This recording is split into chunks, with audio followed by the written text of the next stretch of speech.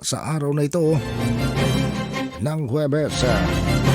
Ang tropical storm o isang bagyo na namataan sa labas ng Philippine Area of Responsibility ay inaasahan namang magpapaigting sa southwest monsoon o habagat sa pagtatapos ng linggong kasalukuyan ayon sa weather bulletin ng Pag-asa.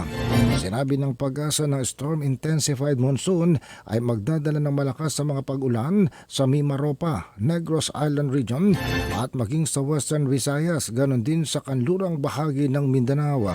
Ang mga residente sa naturang mga lugar ay pinapaalalahanan na maging mapagbantay sa mga pagbaha at maaring pagguho ng lupa. Ayon sa weather specialist ng Pag-asa, ang rainy season ay pwede nang madeklara sa unang bahagi pa lamang ng buwan ng Hunyo.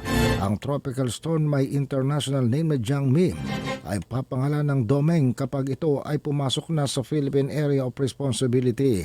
Ang international na bagyong si Jiangmi ay gumagalaw sa direksyong north-northwest at inaasahan na papasok ng Philippine Area of Responsibility mamayang gabi o bukas ng umaga.